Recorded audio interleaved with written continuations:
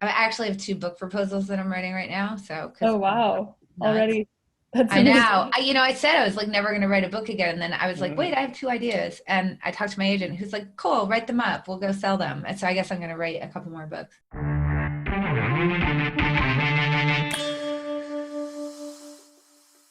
So good to see you all tonight, and welcome to the town hall. Just for quick background, we're DK and Mishti, and we're from the Highlighter team. We're building Highlighter as a place to gather to read and discuss great writing. And these town halls have been a great way to bring writers into the mix so that we can dig deeper on their ideas with all of us who are reading their pieces. Now, many of us have already read and loved Annie Duke's book, Thinking in Bets, and tonight we're celebrating the launch of her new book, How to Decide. And you can see in chat, we've got a link, so you can click I on have it it right on here. Look. Amazon and order it right there. Woohoo. Newest addition to your bookshelf. Yes, it's not on my bookshelf yet, but it will be at some point. I think I was thinking of that. If I look in the orange section. Oh, I've got it I've got, here it is. There it is. Nice. We tweeted a picture of Annie's bookshelf, and someone actually went through and like made a Google Doc of every single book on there. I'll find the tweet and send it in case Yeah, anyone wants. I thought that was really, I thought that was really funny. That's Somebody great. said to me about that. They were like, was that weird to you? And I said, no, actually, I can think of a lot of people's bookshelves where I'd like to have a spreadsheet of the books they're Mm-hmm. reading so that I could read them too. I'm actually quite honored that someone would want to know what I read. Totally. Yeah, I mean, we're so thrilled for the book to be out. And just another note on the town hall, the magic of these sessions is when they're super participatory. So DK and I will kick it off, but please do chime in with ideas and questions on chat. And we want to welcome as many people up as we can to talk with Annie. And we are recording the session, so we're streaming live to YouTube, and there'll be a video afterwards so that people can learn from the conversation who couldn't make it. Now, as many of you know, I see a bunch of familiar faces, so welcome back if you've been to the Highlighter live sessions before. We're excited to have you back. One of our traditions that we've had here is we often invite somebody from the audience up to provide a more personal intro of the author if somebody from the audience happens to have some past context. Well, in this case, the person who has that context is in fact Mishti. And so our very own Mishti is going to do kind of the introduction story around for Annie, and I'm going to hand it over to her. But meanwhile, I have a question for all of you on chat. And so I'm going to kick off with questions. You can feel free to ask these questions in chat, and we'll use that to loop you in. So what's your biggest frustration with group decision making at work today? And with that, I'll turn it over to Mishti. Cool. Well, yeah, just a quick little story about Annie. I think it was almost exactly a year ago that in the middle of the workday, I walked into a room in Princeton where Annie was giving a talk about thinking in bets.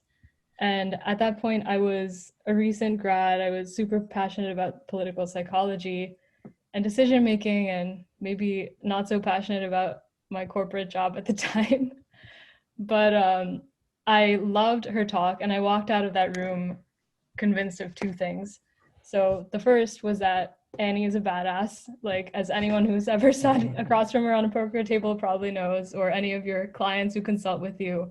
I think that audience was definitely convinced that their decision making was pretty great. And I totally loved just watching you flip a lot of people's assumptions upside down. So get ready, everyone, in this session.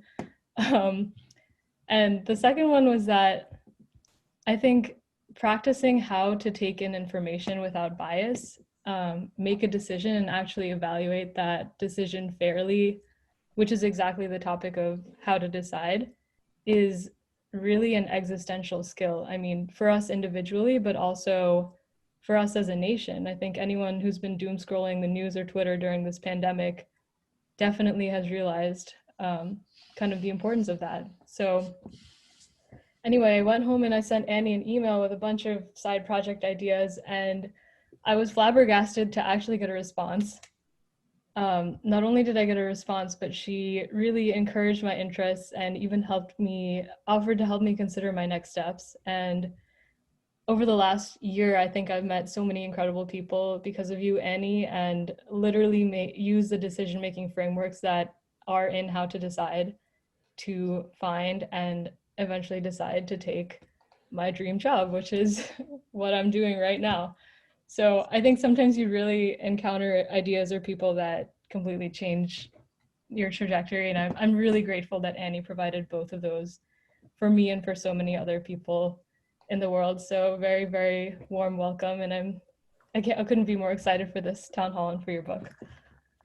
Oh, well, thank you. I just want to say, like, the part that Mishti skipped over is that we had a little break and she just came right up and talked to me.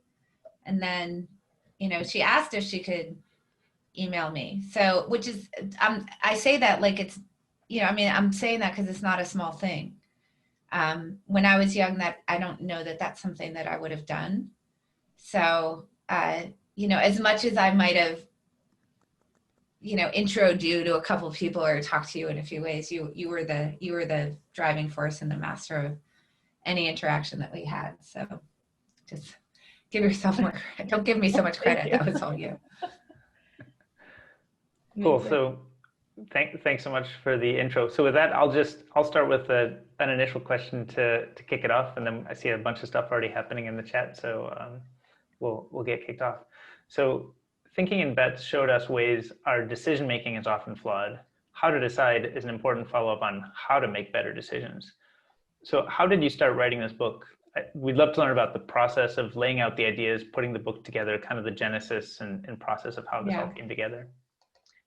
Well, I think, like I was saying before we sort of officially launched, I had a lot of interactions with my readers, really just kind of asking me, like, how would I actually put the concepts in thinking about it into my own decision process. And I knew, separate from that from my own consulting, that very smart people whose jobs are to make decisions actually were kind of scattered. They were sort of all over the place in terms of what a good decision process was. Just a lot of not really kind of, really kind of focusing on the wrong parts of decisions, really over indexing on outcomes, not having a process that would allow you to actually close feedback loops. Just like as an example, one of the things that I kept hearing that I was just wanting to put some ideas out into the world that for people to stop saying it was, like, when I talk to people in venture, they would say, well, it's so different than poker because when I make a decision to invest, it could be 5 or 10 years before I actually find out how it turns out. That kind of thinking from people who are like, this is their job, this is what they do for a living, I found kind of surprising because obviously it's not like the world stops for 5 years. There's all sorts of things that happen in between. And there are things that would necessarily have to happen in between in order for the investment that you're making to turn out well. And so there was no reason why you needed to leave those loops so wide open. So it was through that kind of understanding that even the best decision makers that I knew, just from the fact that this is what they did for a living, didn't necessarily have a really tidy decision process, particularly one where you could go back and you could kind of close these loops really easily. So anyway, so from that, I said, well, I really want to write something to go along with Thinking in Bets. And I'll just write this Thinking in Bets workbook that's going to have exercises to go along with the different sections of the book. That was going to be a pretty simple write. And as I said, I had a conversation with my editor very early on in the process, actually between writing the proposal and actually starting it on the book, where we were talking through it. And she said, I think that you should untether it from Thinking in Bets. I really don't think it should be the Thinking in Bets workbook. Because I think that this could have sort of broader appeal than, this sort of big idea that's more, book that's, that Thinking in Bets is. And I agreed with her. And the thing was, though, that at the time that I was talking to her about it, I didn't quite realize what that meant for what the writing process was going to be with the book. If I had, I still would have done it, but I think I would have been less surprised by how hard it was, because what ended up happening was that meant that I needed to write a book that at once wasn't boring for people who had read Thinking in Bets. And on the other hand, was understandable and interesting to people who hadn't. So I created kind of a very narrow alley that I had to sort of turned sideways and walked down. That turned out to be a big challenge. This was probably the most challenging book that I've written in my life out of the many that I've written. But one that I think was worthwhile because it forced me into a different direction on this book that I don't think I would have taken otherwise. And because it highlighted kind of a difference between the why and the how. And when you're talking about the why, which is really what Thinking in Bets is about, you naturally are talking much more about the influence of luck in your decision making. You know, how it is that when you make a decision, luck kind of intervenes to reveal a particular outcome to you, but obviously it's just one of many. And then if you don't understand that basic fact, it's very, very hard to make sense of the outcomes in your life. But when you get into the how, you actually end up in a different place because luck by definition is a force that acts upon you. So it isn't actually something that you can do anything about except you see it clearly. So once I untethered it from Thinking in Bets, this book actually became a much deeper exploration of hidden information and how you can improve the quality of the things that you believe to be true about the world, because that is actually the thing that you have control over. So while it was a weird and windy process and road to getting to what this book ended up being, I think it was a really good, weird, windy road to end up on, because I did end up exploring like really deeply new material that made it a much more sort of satisfying final product, and one that I think is more useful in the end. And you mentioned sort of the truths in the world. How do you establish kind of ground truth for the things that you believe? Is there certain information sources that you can rely on, or how do you think about establishing that ground truth? Yeah. Okay, so first of all, for most things, the answer is you can't. So we need to think about this as a goal, right? The goal is to get closer to ground truth. And the reason, of course, why for most things you can't is because for most things you're going to have incomplete information, which is going to come in two forms. Sometimes you're just going to lack facts, and those facts aren't going to be available to you. But the other is that even if you do have a set of facts, we know that there's many different ways that you can model those facts. So the question is, what's the right model? And we know that no model is perfect. So even if you have a model that captures more of the data and predicts more phenomena than another model, that doesn't mean your model would be the final model. So, and that actually sort of gives us a hint as to how we would do it, because most people do act like their models are final. And once you have a very strong model of the world, the reason why it's very hard to ever get closer to a ground truth from the model that you have is because we actually start to pull information into the model, as opposed to view information objectively and try to adjust our models in light of new information. And that kind of gives you the clue as to how you can get to ground truth, is to really understand that the way that you're looking at the world is going to be driven by your own experiences. It's going to be driven by the things that you believe to be true, the mental models that you apply to problems, and the particular set of facts that you might have or opinions that you might have. And when we think about cognitive bias, that all being pulled into the inside, like that's where all the cognitive bias lives, that tends to drive us away from what ground truth would actually be. So, and we call that the inside view. So the antidote to that is to try to be interacting with the world always in a way that's going to do two things. One, it's going to drive you to find out what's true of the world in general, to try to find out new facts, and in particular new base rates. And base rates are just for whatever problem I'm considering, how often does something occur in this situation? And people don't think about base rates enough. So that's number one, is you have to get to how close can I get to some things that are kind of objectively true. But then the other thing you have to be doing is interacting with the world to get to other people's perspectives on the information that you're viewing. And that in particular, we're really bad about, for kind of two reasons. One is, again, when we view information, we tend to pull it into our own perspective anyway. But we also don't interact with people who have different perspectives than we do very often. So that's really bad. And then when we interact with people, we tend to communicate with them in a way that's going to pull them into our perspective more, either because they're talking like they have our perspective and that's not actually the perspective they have, or because we've actually pulled them into our point of view, we've convinced them over to our side, which also isn't great for you.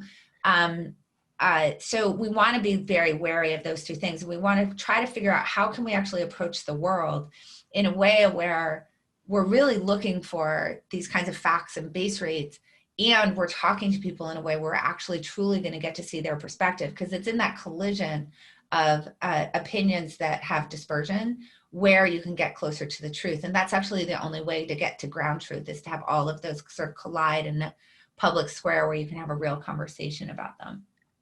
Yeah, I want to get Nikhil to ask this question. Nikhil was one of our town hall guests a couple weeks ago, and he's been an investor for a while, obviously thinking a lot about group decision making. So go for it. Hey, thanks, Missy. Thanks, Annie, for being here. My question is about group decision making, and I've been thinking a lot about just the size of the group and how the size of the group determines how the group makes decisions. So I'd love your thoughts on this, and if there's a framework that we can think about, you know, and also just around the optimal or suboptimal size of the group in making a decision. Oh, that's a really interesting question. So I think before we answer this question, we need to sort of understand what a group is for. So when you have a group of people together who are trying to discuss a decision, the main purpose of the group is to inform the decision, definitely not to agree, which is one of the reasons why we sort of feel like large groups are problematic, because it's harder to get that many people to agree. And if the goal of the group discussion is to have everybody end up sort of on the same page, that's a lot of where things go wrong. So you can have bigger groups if you understand that the goal at the end point of the discussion is not agreement. So that's kind of number one. Number two is that the goal of the group is actually to inform the decision. So now you can have a group where generally what you wouldn't want to do is to sort of govern by consensus. In other words, to say that we have this group together and everybody needs to agree. That's usually fine if you have two people, but even then you should allow that if one person has a stronger opinion, assuming that both people are equally well informed, that the other person would say it's fine, even if I don't agree, as long as I've had the chance to express my opinion. So if you have larger groups, just if we realize that the goal of that is to inform with no expectation that people end up agreeing, that you're trying to inform the people who ultimately own the decision. So I don't think you should ever have a super large group where every single person in that room is an owner of the decision. You should decide who's the owner of the decision. It can be more than one person, right? But it should never be, it can work in partnerships where, there's 5 people or 7 people where it's a majority. As long as the majority decides with some accounting for strength of opinion, it can work. That would happen, for example, obviously there's a lot of partnerships where the partnership is relatively flat and there might be 5 people in the partnership and that's how they're deciding what their decisions are going to be, what their investments or decisions are going to be. But beyond, once you get past like 5 to 7, which you would want to only do by majority rule, I'm not sure. I don't think it makes sense to do it to, any more than that. And even in a group of 5 to 7, it's kind of understood that the lead investor kind of is going to have the stronger opinion. So even then, the goal is really to inform the lead investor so that they understand how much they want to exert their opinion over that. So we can talk more about how you sort of shift from this idea that a group is meant to agree. And once you shift to the group is really meant to be informing, with somebody ultimately owning that decision, I think it actually reduces a lot of the friction that's occurring in the meetings. It reduces a lot of the chatter that occurs outside room when people are like, well, I didn't really want to do that, because you're sort of on record as never having agreed in the first place. I think culturally it's really good for a team, and also it makes the decisions much more efficient and better informed. Speaking of that, do you have any specific kind of prescriptive advice around how to decide which process to use to decide? Because I could imagine, in different contexts, you'd want very different decision processes. Like maybe in venture capital, it's actually often, there's a common phrase that the way you make money is if you're contrarian and right. So if you end up being consensus and right, if everybody kind of figures it out at the same time, you don't actually get returns that way. And so that seems like that kind of philosophy, if it's indeed true, should inform how you decide how to decide, like what metrics you're using.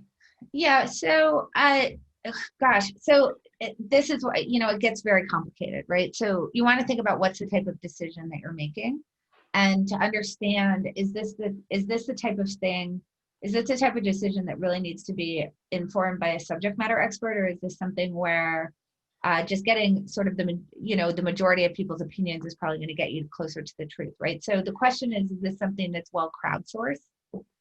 At which point you can have a show of hands kind of process. Or is this something that really one person needs to own this decision? So I think a good example would be if I asked everybody here what the population of San Luis Obispo is, we probably do pretty well by everybody writing down our answers and taking a vote and kind of averaging it out, which is really what you're doing when you have these sort of, everybody votes and we see. But if I asked everybody here what the population of some town in, northern Finland, I don't think we'd be the right people to ask that question, and I'm guessing we'd be pretty far off. And or there's certain things like the atomic weight of certain things, right? You just go ask a physicist. You're going to be a lot better off. So we want, that's the first thing that we want to think about. Is this something where people, if you have, people are generally going to be able to apply their models to it, and then having those models actually sort of average against each other is going to get you to a really good place? Or is this something where somebody really just has to sort of exert their expertise over it? So first, separate yourself out that way. Now, so for example, in venture, by the way, when you have partners, one would assume that you're pretty equally well informed about the types of things that are attractive at whatever stage you happen to be investing at. But you notice you've limited yourself to a group of subject matter experts, because that's exactly the kind of thing where you don't actually want to crowdsource it, because people really won't understand like what are the models, what are the mental models you're supposed to apply in order to make that decision. So that's exactly the kind of thing where you actually want a group of essentially subject matter experts, but subject matter experts can still look at the same information and have clashing points of view, at which point you just want to figure out like, how do we expose that? So this idea of consensus versus experts a little bit has to do with what is the thing, what is the actual thing you're deciding about. That's number one. And then after that, the process actually should generally be about the same no matter what, which is once you've kind of decided who's going to be making the decision, is it going to be one person? Are we going to do this by majority? I hope the answer is we're never going to do it by consensus. That would be really horrible. So let's assume we're either doing a majority, let me just say weighted majority, right? Because obviously strength of opinion matters. Are we going to do it by some sort of weighted majority, or are we going to do it like there's one person who owns the decision or two people who own the decision? Once you've gone to that, then it's all a matter, everything becomes about informing. And that process is going to look the same basically no matter what the decision is, which is to make sure that the group is interacting in a way where you're getting the broadest view of the perspectives of the members of the group. And that then becomes the exact same process, and the way you discuss that information becomes the same process.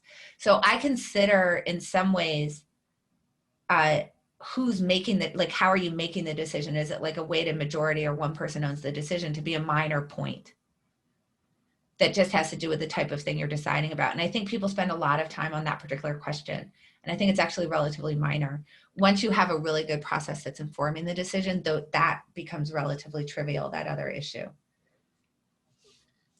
Annie, this has been so awesome. My name is Nadia, and I loved your story of how you and Mishti connected. And I wanted to ask a question. I'm a product manager in my role, and I feel like something that I encounter is if I'm not sort of upfront about sharing my perspective, people assume, probably incorrectly, that I don't have an opinion or like a vision.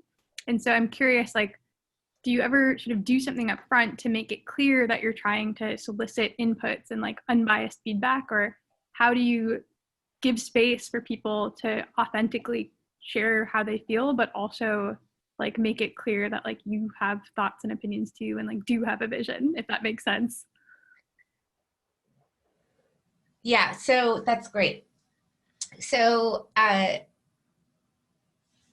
so whatever group it is that I'm having this discussion with, the key to allowing not just your opinion, but everybody's opinion, because you want both of those to actually get exposed, is to do it in advance of having the discussion.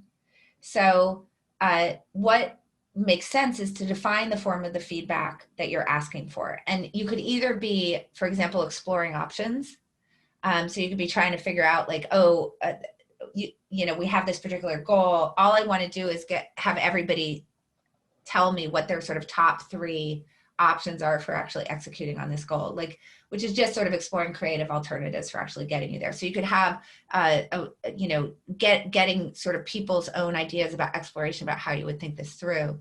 The other thing is you yourself could be defining the form of the feedback that you're trying to get, which could be in the form of, you know, for example, if you're making an investment, you might be thinking about, let me think about the founder and rate them on a scale of 0 to 5.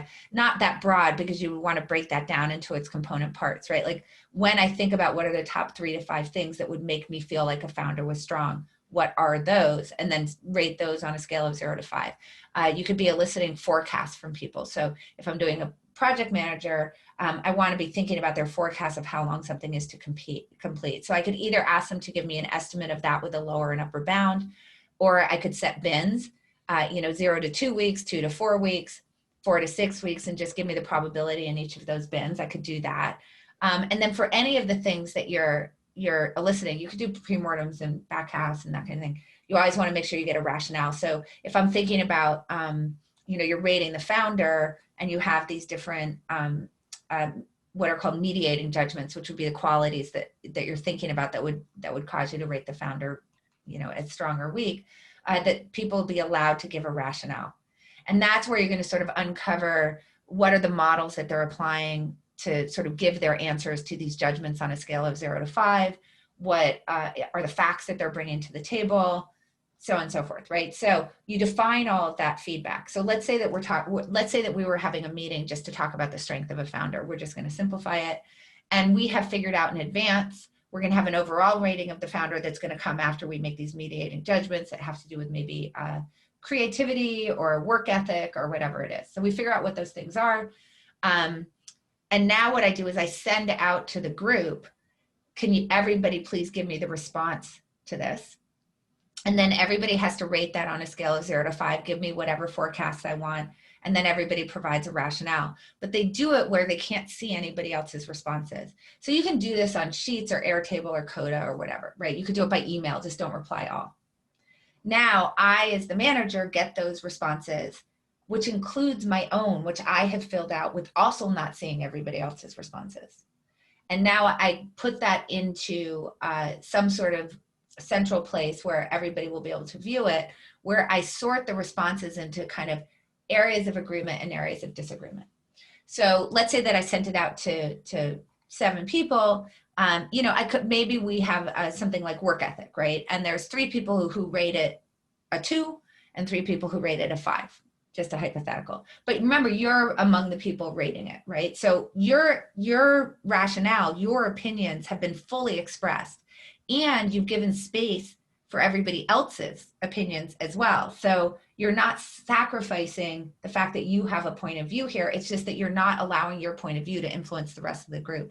So you're kind of getting the best of both worlds. So when you elicit the feedback that way, now you can see all of the agreement, you can see all of the dispersion of opinion, and you actually get the broadest perspective from the group, not at the sacrifice of your own perspective now. Does that answer your question? It does. It's super helpful. Thank you. Awesome. Jeff has a zinger in chat. Jeff, jump in. Hopefully this doesn't put too much pressure on you, Annie, but in talking about ground truth and trying to reach a consensus in small groups, I was wondering if you had any opinions on the Supreme Court, and if just like the structure of things at the top of the judicial branch, like, is the Supreme Court the right way to do things? And if not, how would you restructure it? That's really deep. So, I think that if everything were operating properly, then I think that the setup is pretty good.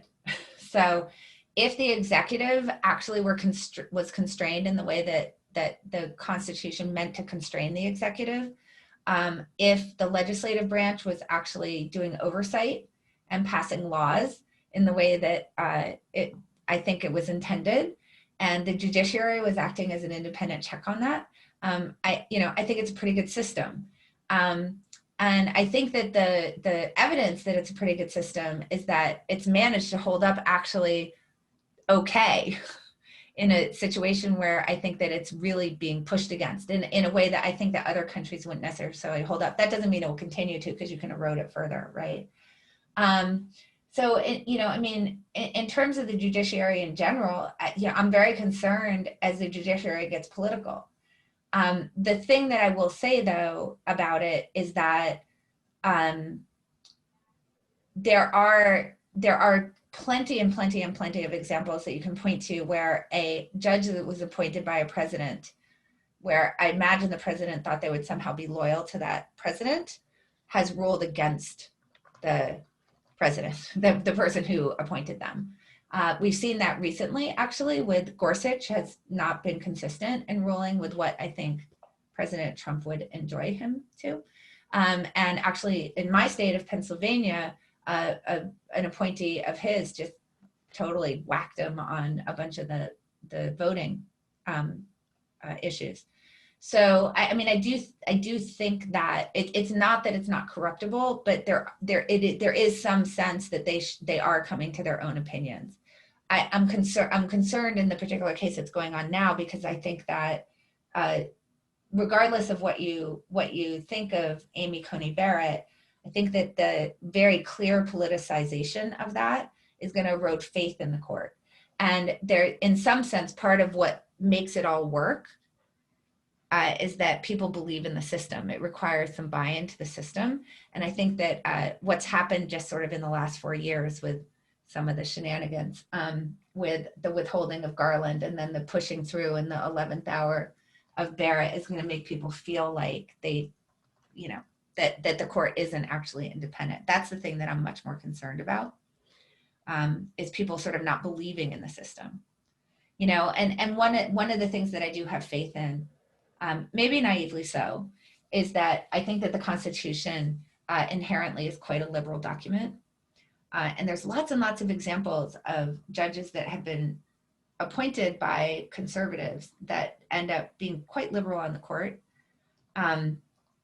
There aren't really a lot of cases, I think, of it going the other direction. And I just think that that's because the Constitution itself is quite protective of people's liberties. So I think that I'm somebody who tends to sort of have faith in the document a lot more. I'm not saying there aren't people on the court who I don't think are particularly faithful to it, but I sort of have faith that that's sort of the way that it's going to get interpreted. And, again, it could be totally naive, but that's just my opinion. Do you think that the processes of the Supreme Court generally echo some of the thinking that you propose in your book around how maybe people would write before they collect feedback in the group? Is that kind of a standard part of how the court might operate? Yeah, I think that. So one of the things I think I talk about that's actually interesting on the court is that up until somewhere in like around 1990 or so, justices really specifically actually would pull clerks. They get 4 clerks. They'd have 2 from one side of the aisle and 2 from the other in order to get some of these independent perspectives. Clarence Thomas only ever had conservative clerks. He said he didn't want to actually hear the other. He said, why would I listen to that? That's not my opinion. And then after that, people started hiring from their side of the aisle, which I think is a terrible thing that's happened.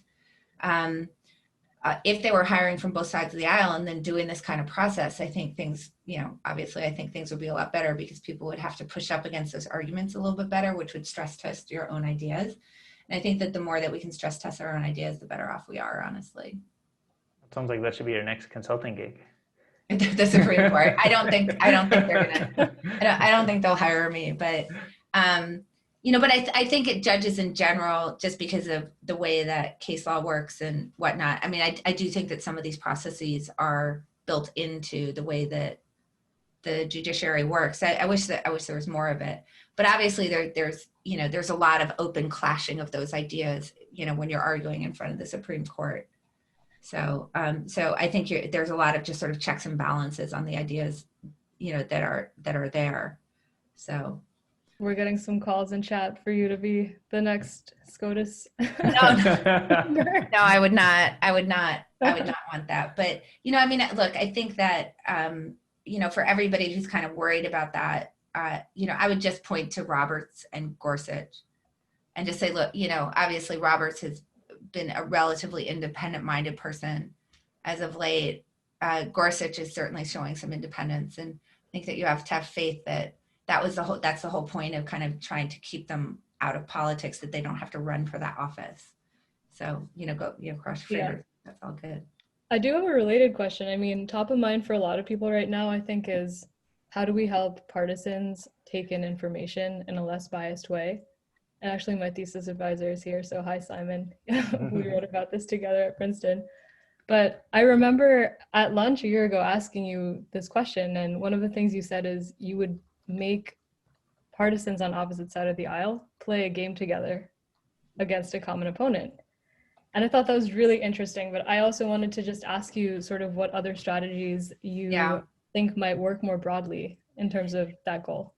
Yeah, so just sort of circling back to that, I said like the best thing that could happen to America right now would be an alien invasion.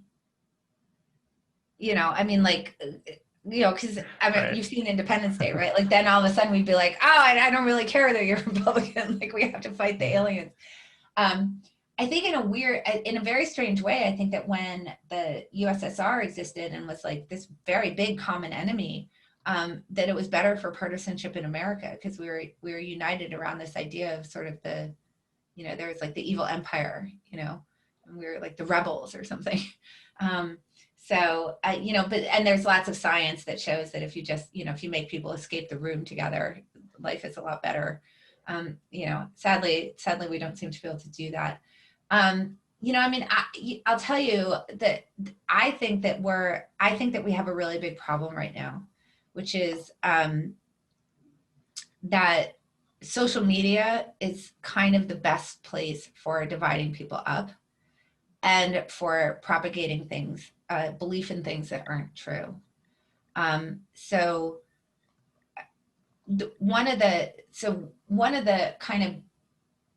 of the best ways to get people to sort of a more moderate place with each other is to have people who are around you actually just sort of believe different things than you.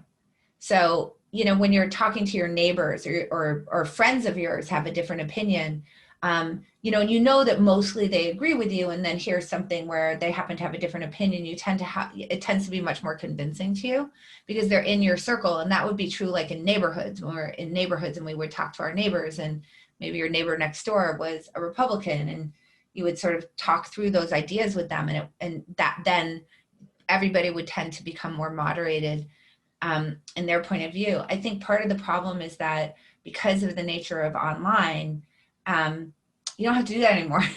You can go find anybody who believes anything that you do, right? And in fact, you can become quite extremized in that. And one of the really interesting findings is that the more that people are politically informed, actually, the more extreme they become. Which it seems a little bit counterintuitive, because if people are quite informed, you would think they would be informed, sort of across all the opinions. But that actually, again, because of the way that we process information, allows them to more firmly believe that the things they do, because they feel like they have more evidence for the particular beliefs that they have. The other problem with social media is that it's essentially a replication machine. So there's lots and lots of evidence from cognitive science that there's two amazing ways to get people to believe things that aren't true. One is to repeat them.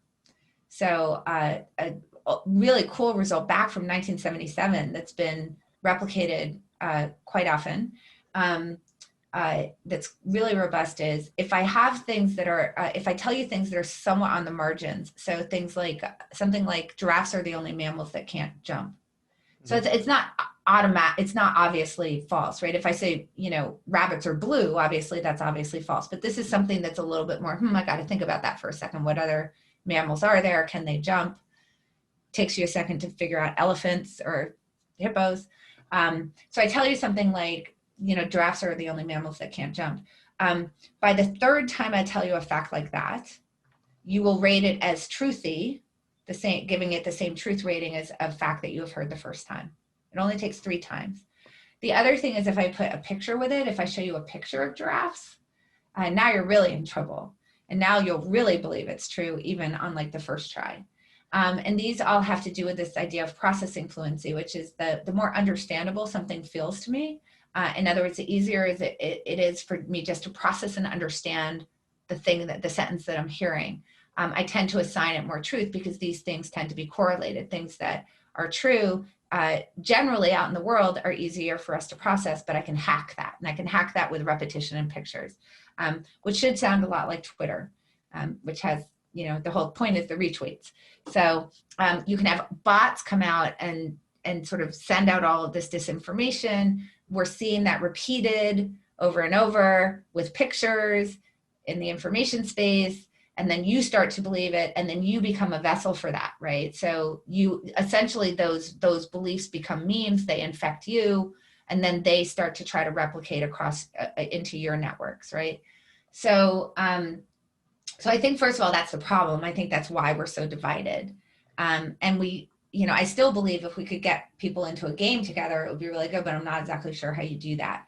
So the only other answer is to try to figure out how can you get into how can you do one of 2 things? Either make sure that they're hearing from people that are in their group beliefs that would be corrective to the things that they believe that are not true, that might moderate them. I think in this information space, it's a little bit hard to do, but that's actually quite an effective way.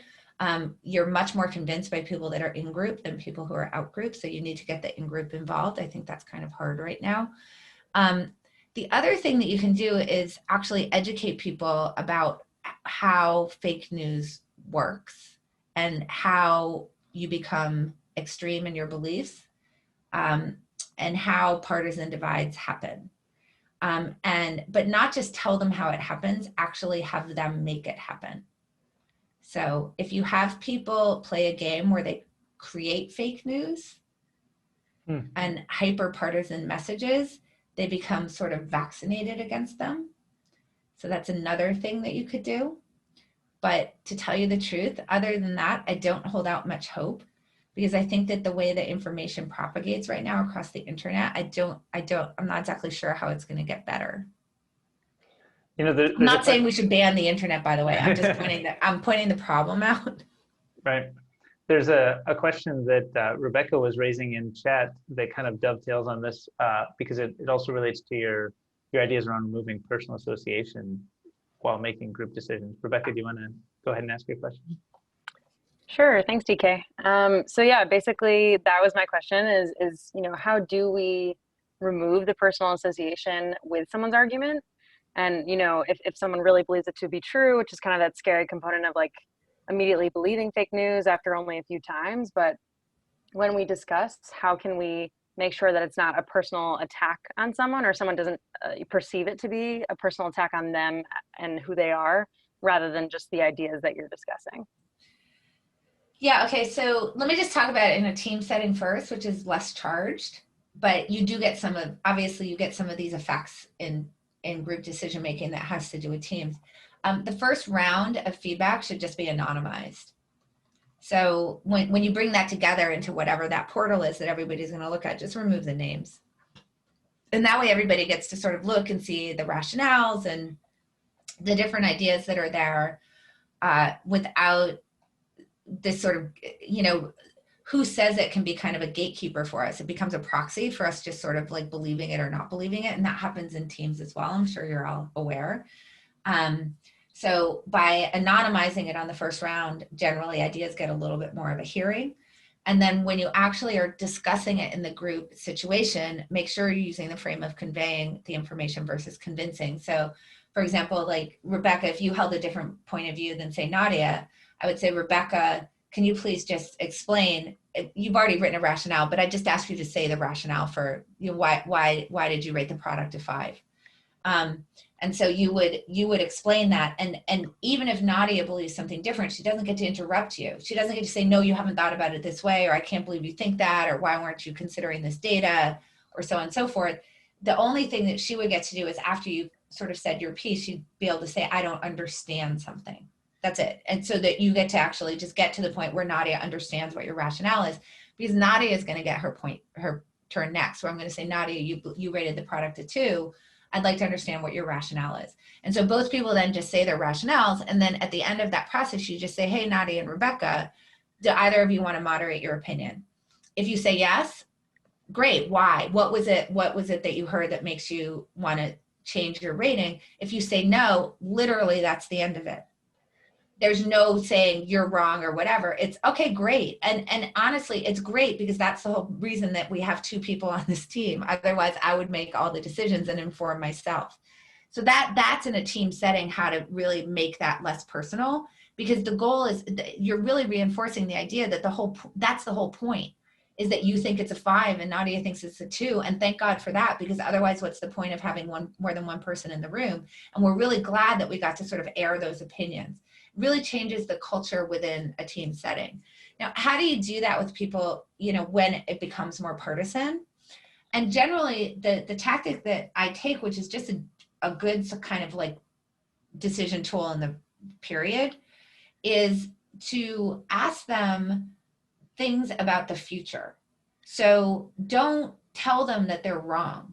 Say things like, well, what is there any information that you could find out that would change your mind here? Like, I'm not disagreeing with you. I totally get why you believe what you do, but like, what could happen in the future that would cause you to change your mind?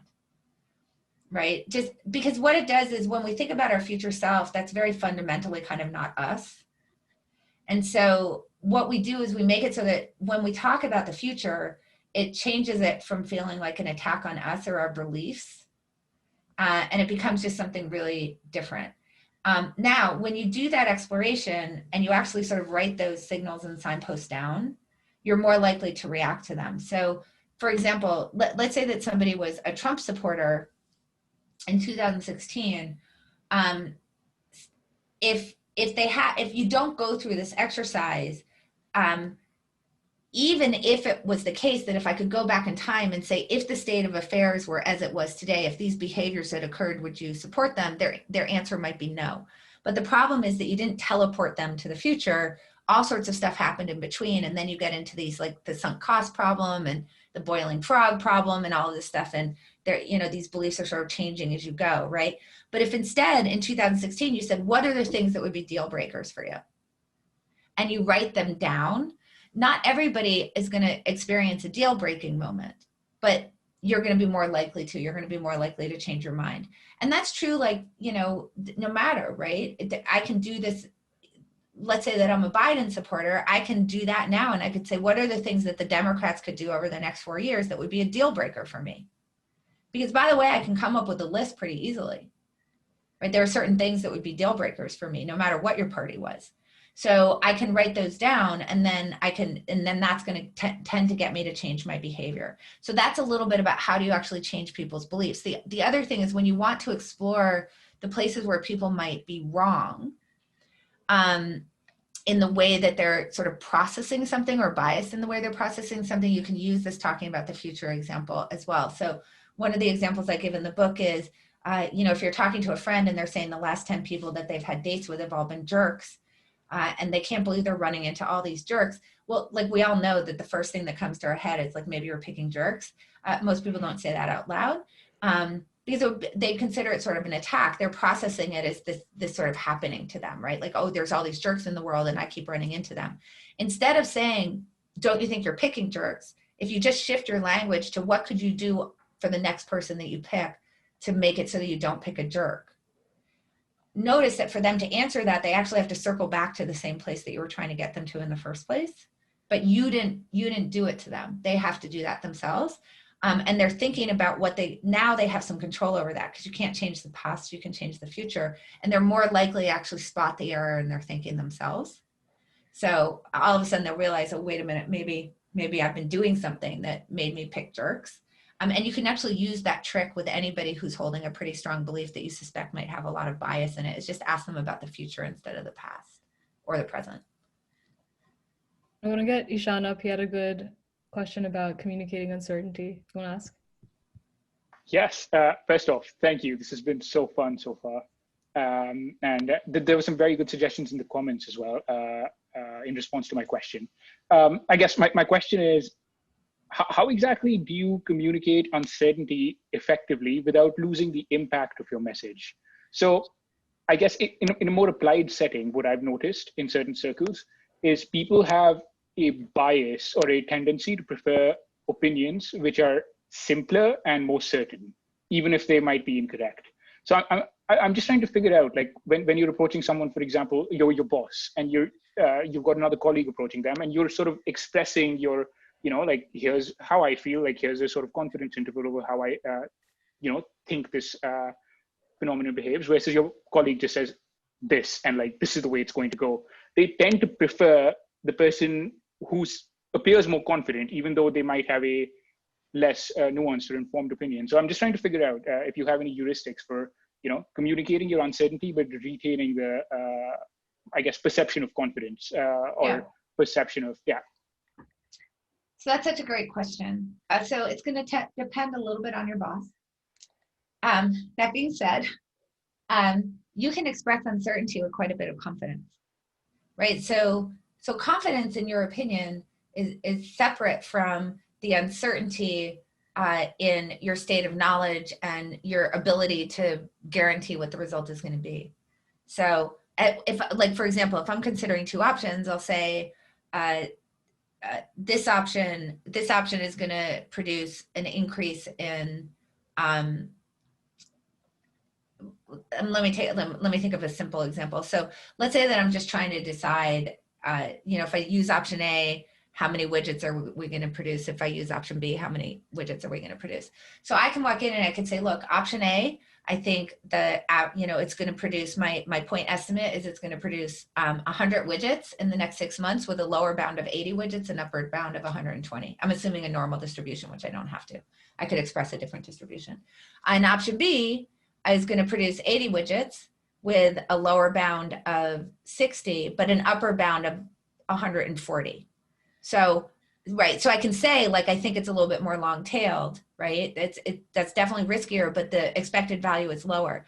Given what our values are, option A is in my eyes, clearly the better opinion, the better choice, right? Now, it obviously, for example, if you're in venture, you might want that long tail, but that's okay. That has to do with the values that you're sort of putting into. You might take a slightly lower expected value for the longer tail. Right. I don't know what kind of distribution you prefer, or whatever, but let's just assume you prefer like a more normal distribution, and all you care about, literally all you care about, is expected value, assuming risk is, risk adjusted.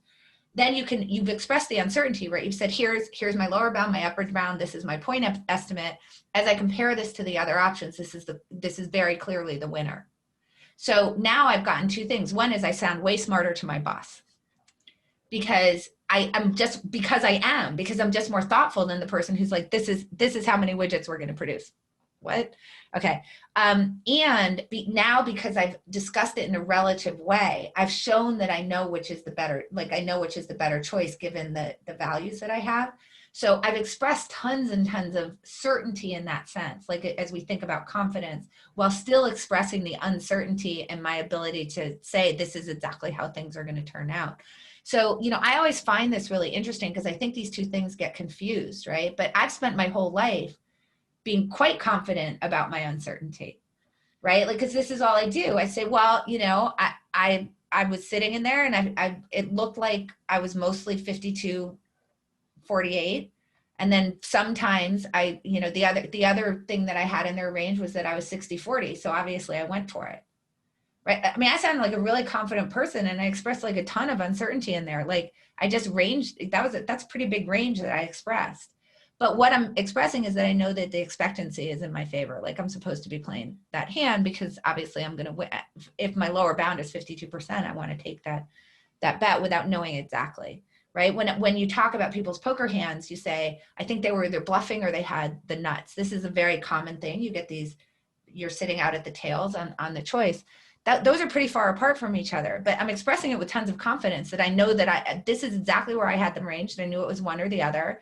And I understand strategically how I'm supposed to do that. I know what the probabilities of those two things are. And so I'm expressing tons of certainty with confidence, and you can take that right into your life. It's particularly helpful when you compare options to each other. That allows you to express a lot of certainty because you get to have one option that kind of rolls away with it and wins. So that it's like a huge trick to just make sure that they're understanding that it's relative to each other, and it kind of focuses them on your confidence in the relative value of the two options as opposed to the fact that you're giving a range on one of them. Does that, I hope that answers and helps you. Oh, for sure.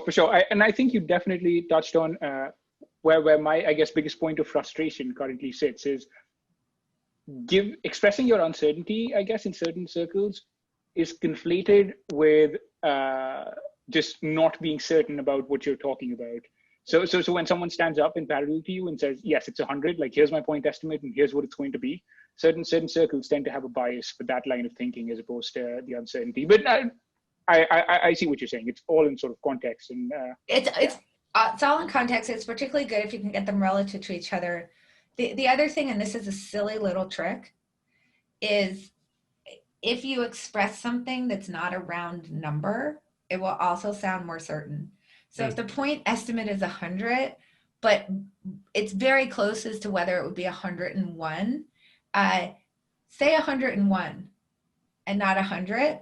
And people, they're just much more, it sounds less like a guess, even though it's still obviously like it's an estimate, but because it's sitting right up next to that.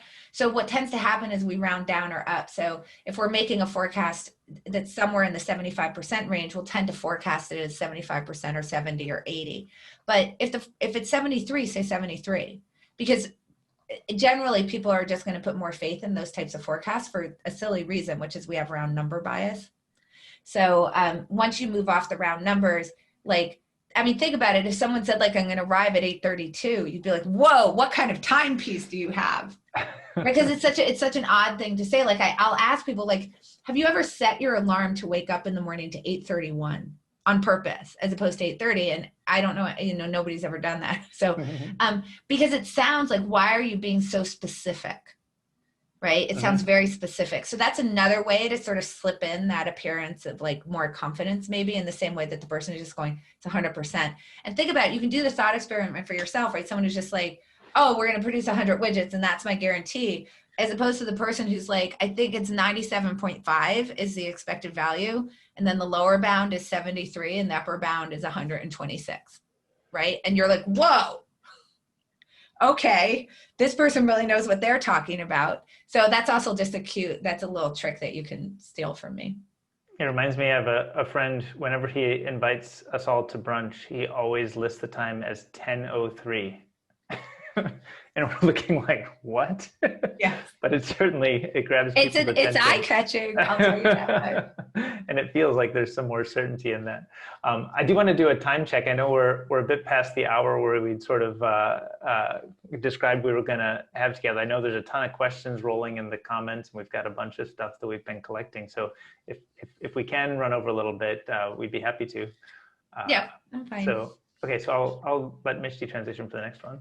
Cool. Yeah. I mean, with all this, I did want to ask you to talk a little bit about your information ecosystem and how you personally try to keep it robust. I mean, with all of this, it's really important to get information, especially about politics and the news, from different sources to challenge our own views.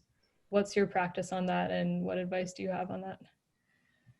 So first of all, let me just say that when you're thinking about getting a range of views, understand that I would never say that you should expose yourself on a daily basis to people who aren't arguing in good faith. Now, obviously, just because someone disagrees with you doesn't mean they're not arguing in good faith. I just want to say that. And I think that we'll sometimes rely on that as a way to sort of dismiss stuff that we don't agree with. But as long as you have a reasonable metric for it, what does it mean to not argue in good faith? So let's take, for example, the Weekly World News or the National Enquirer. They're not arguing in good faith. I have no need to actually check in on them very often, right? So the way that I deal with the not arguing in good faith is that I just sort of have them on my radar, and I'll go check in on them, just because I think it's really just in the same way that if I'm playing against a poker player who plays really poorly, it's still actually quite helpful for me to understand how they view the game, because it's going to help me strategically. And so, you know, I want to know what the QAnon people are saying sometimes, because they exist and they're going to affect my life. So like just sort of understanding it, but that doesn't mean that I'm trying to learn anything other than to understand how they view the world. Right? Just because it's valuable to me to understand that, right? Once we sort of say, okay, there's people who aren't arguing in good faith, let me think about the range of people who are. Once I do that, I don't care if you're all the way over at Bernie or you're someone who thought that George Bush was the bomb, right? Like it doesn't, then I'm just trying to make sure that I'm interacting with you. So, you know, I'm reading, you know, the Bulwark work, which is quite conservative. That, you know, I'm checking in on the National Review. I'm also reading The Atlantic, which is super down the middle. I'm reading a whole bunch of Substacks that are like pretty across the board in terms of politics. I actually find that a great resource to get all sorts of different, you know, sort of the range of opinion. And obviously on Substack, I feel like most people are really trying to argue in good faith there. So I think that's actually quite a good, resource. You know, but I'm also looking at the, you know, looking at things on Slate, and I'm looking, so, you know, I'm really trying to come across the spectrum to people who I know are arguing in good faith. So as an example, one of my favorite people to read is someone who I actually disagree with quite deeply on many issues, which is David French. And I just happen to disagree with some of the things that he believes quite fundamentally, but he is such a thoughtful person, and he's really trying hard to never straw man the other side. That I feel like I've probably learned more from him than reading people who actually agree with me quite well.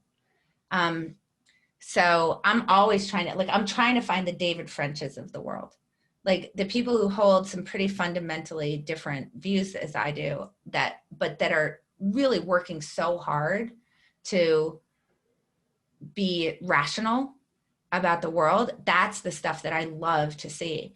And I have to say he has definitely moved my opinions, because sometimes I just feel like when I look at what he's writing, I'm like, oh, actually kind of he has a point. So I mean, I think that's the key, is to make sure that you're not getting caught up in these bubbles, and actually to be very active about making sure that you're listening across the whole spectrum of people who are thinking in good faith. And we have some questions here about Sam Harris. How do you feel about Sam Harris as a question? I don't know if that's one of your sources. So I actually put Sam Harris, I think, is trying really hard. You know, agree with him or disagree with him, I think he's trying really hard to figure out what the truth is. And I think there's so much value in hearing somebody who's trying that hard. You know, and obviously, like, do I agree with him on everything? No. But he's trying really, really, really hard. And that's so much what I care about. I think Leon also had a question earlier, or a note about sort of asking how you put some of your decision-making frameworks into practice in your everyday life. Like, how do you work your decision-making muscles? What's your routine? Well, so I'm in a little bit of a weird spot, because I can actually consult on these frameworks. So I'm working them all the time, because my clients come to me with problems and I actually have to think them through in this particular way. So this is just literally the way I think. It's like the way that my husband and I talk to each other, and the way that we work through our own decisions. And I'm signposting all the time. I'm trying to work out these decision trees. I'm thinking about, you know, how important is the decision? What's the impact of the decision? Do I need to slow down here? Do I need to go fast? how can I solicit feedback from people on decisions that are quite difficult for me to deal with, where I'm not influencing them with my own opinion. So that's just kind of in my own life. And then, just in terms of my clients, it's all that I do. It's what I do all day, every day, is listen to their problems that are quite amorphous, and then try to break those down into something that where you can start to think about these kinds of structures for these decisions. So like, as an example, if somebody, I think it's just sort of the way that I think about information. So when I'm talking to somebody and they're trying to justify something, like they'll say, I think the market tailwinds are so great. I'll just literally stop them and I'll say, you have to break down what that means. Like that's so jargony that I don't even know if everybody in the group means the same thing. And we'll take a pause, and like everybody then has to then privately like write down, if you're thinking about what are the things what do you mean when you say market tailwinds, right? Like, what do you mean when you say that? Everybody write down the 3 things that you would mean that would go into you talking about tailwinds, right? And then you find out that everybody has a different idea of it, right? So I'm just always stopping and making people define terms, making people think about what the near-term forecasts are, the long-term forecasts, because it's just sort of part of my DNA, because I've just been doing it so long, I think. And then I bring that into my own life in terms of the way that I think about my own decision making. And I actually do things like that. Like, even I talk about in the book, like the importance of understanding when a decision doesn't matter. So I'm like about the fastest person you've ever seen deciding what to order from like DoorDash. Wow. We need you to help us pick our next Netflix documentary. Yeah, well, so that's pretty easy. As soon as you get it narrowed down to somewhere, if that were the only thing that you could ever watch, you would be totally fine. Flip a coin. Yeah. Literally just spend no time on the decision at all. It's a total waste of your time. Right. The fact you touched on some of the personal stuff, it actually reminded me of some questions I had written down ahead of time, which is, I'm curious how much of your structured analytical thinking drew you to the life that you have versus how much the life that you have drew you to that kind of thinking. So I was reading, in referencing some parts of chapter 9 to a friend of mine who I've seen apply these frameworks. And I asked him, hey, have you actually read the Annie Duke stuff before? And he said, no, he said, I've seen her play poker before. And he said, but I haven't read the stuff yet. And, it got me thinking is he, and he's also a, amateur, but, very enthusiastic poker player. And I was wondering, is this a trait that grew out of your history, or have you always thought about this? Have you always taken this analytical, structured approach to thinking and decision making? Like, as back as far as you can tell, how did that evolve in you?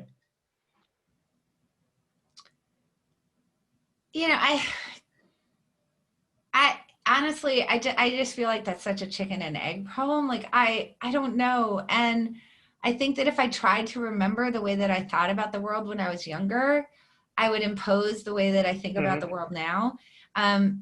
Because obviously, as you grow and learn, you grow and learn. And I look back at the way that I made decisions when I was like, going to college or graduate school. I'm horrified. I think I was a terrible decision maker. But the answer is I don't really know, because I can see the gaps in what I did as I accumulated more knowledge, right? But that doesn't, and more frameworks for thinking about the world and kind of understanding a little bit better some of these strategies for overcoming bias. But that doesn't mean that compared to my peers, I wasn't thinking in a more orderly fashion. So I feel like it's an impossible task for me, because it's like I'm comparing my decision making back then to the way that I think about decisions now. And I'm horrified. I'm like, I never made an orderly decision my whole life. But I suspect that that's probably not so. It's just that I don't feel like I have access to it, because I can't go rewatch the movie and I can't index to my peers. Right. So I'm only indexing to what I know now, at which point I would impose a whole bunch of different stuff on me. I mean, whatever I did obviously worked for me, which isn't evidence that my decision making was any good. I will say this, by the time that I got to poker, you have to develop so much discipline around your decision making that at that point I can tell you that I was certainly thinking it like this. And I've seen plenty of people who come into poker who, despite the fact that the game should be imposing this type of framework on you, it doesn't manage to do so for them. So there's clearly something that just has to do with the way that I'm sort of built, that allowed poker to impose itself on me in that way, that I was open to having it impose on itself on that. But poker is going to discipline poker has to discipline your decision making, otherwise you go broke. But you have to be someone whose decision making can be disciplined. So, clearly there was something there, but how much, I don't know, because I kind of look back on it, I'm like, ugh. Annie, what have been the toughest decisions for you to make and evaluate, and what do you think about them made them difficult? Oh gosh. I mean, they're all, it's all just sort of, once you get into things that have to do with parenting, I think that's where it just gets really hard, because, an example is that my oldest daughter, for example, there was just an issue that came up. Well, it's actually come up with all four of my kids. I don't want to pick on her. There's an issue that comes up with any child, which is when are you like super compassionate and when are you doing tough love? And that's always like, those kinds of things are just really hard, because it's obviously subjective. You don't know which is the right strategy, and you really are guessing at it. And the stakes are quite high, as you're thinking about those. How am I balancing out that sort of tough love and leniency, and when am I going to be really strict and when am I not, and when am I going to come in and save the day, when am I going to allow them to fail? And there's no one answer. There's no one answer for any one child. Like, I have 4 children. I didn't necessarily get any better at it by the 4th. There's no right answer for any given individual, and it's really probabilistic, like which is going to be the better route. And obviously the stakes are really high, and then you get emotion involved, obviously, because it's your child. And I think that as I think about it, like those have always been the roughest decisions, because you just feel like if you get it wrong, the stakes are really high. So, I think that's like hands down, like that's a pretty clear question for me. Great. Well, I appreciate all of the time that you've spent with us, and this has really been awesome. I know we're coming to the end of the time we were planning to spend, and we actually went over a bit. So we do want to wrap, but we do have our one final question that we like to ask our guests. But before we close with that, I wanted to make a few quick announcements. First of all, as I said, thank you so much, Annie, and thanks to everybody who attended and asked such great questions. We always feel like we learn a lot by getting everybody together here. You can all stay tuned for some future town halls we have on our Discover page, which we'll be sharing in chat right now. You can RSVP for some upcoming events. And we have some more questions for Annie that we'll loop you all in on Twitter. So we'll kind of kick off some of that discussion over there. And remember to order, the new book is out. We've got the link in chat. We'll also send the link in the follow-up email. Coming up, we've got Scott Belsky talking about his book, The Messy Middle, James Williams talking about the attention economy and tech ethics, and Rob Chestnut, who's former general counsel at Airbnb, discussing integrity. So we've got our concluding question, and we want to ask you, as we do all of our guests, what's your one question for the world? We've spent the evening here asking you questions, and we want to sort of turn the tables and we want to hear from you. What are your questions for us or for the world at large? What are you curious about? And this could be anything serious or funny or philosophical or tactical. That's a very good question.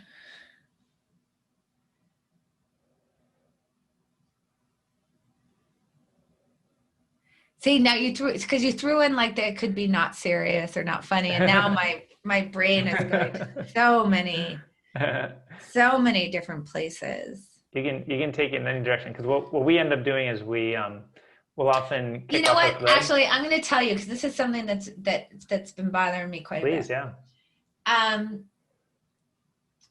I have always been really super freaked out by the idea that time is just like the way that we process time is just the limitations of our human brains, that we process it linearly and all time happens at the same time, which physicists seem to be in somewhat agreement about. And it super duper freaks me out personally. And yeah, so that's the thing. I would like to know, like, first of all, did other people know this fact? Because it's something that I've thought about for a long time. And second of all, does it freak other people out in the same way? Or are other people just like, oh, that's totally fine that we impose this linear structure on time, but like we live and die at exactly the same time, I guess, because it's all happening at once. If I think about that too long, like literally, I'll have a panic attack. Like I don't even know. So I would love to know how other people feel about that. Yeah, well, that's a great one. I hadn't ever quite contemplated it so specifically, but it involves kind of your own mortality and sort of the nature of the universe. So it is quite an intriguing one to contemplate. I actually feel like I need to go read more about this on the internet before I even chime in, because I don't know that I'm equipped. It is, right? It's the complete contemplation of your own death occurring like literally right now. It's just and also, does that mean you can go backwards, that you never really die? Like, I don't even know. Like, it's just so, you know, it's always these things that have to do with reality doesn't exist except as much as we model it, right? I assume there's something that exists out there, but the whole point of the Matrix was maybe not. And so all of these things about like the limitations of what this anatomy of this thing in our head is in terms of the way that we construct reality and perceive reality, for me is like, whoa. Like, what does that mean about our decision making? You got to rewrite all of your books. You know, you got to go with the way that all you can do is deal with the simulation that we exist in. So well, you can tell your publisher that you've already written your next 2 books then. There you go. That's right. That's right. I suppose I have. All right. Well, with that, we'll conclude. Thanks so much for spending the time with us, Annie. And thanks everybody in the town hall.